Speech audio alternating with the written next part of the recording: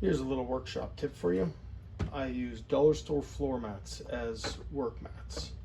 They're cheap, they're rubber, they don't slide around, and when you put your projects on them, you're not going to scratch up your workbench or your project.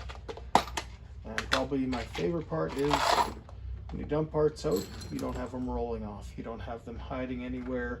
They get down through these grooves. You don't lose the little springs, the little screws there, and it saves you a lot of time. It's very convenient.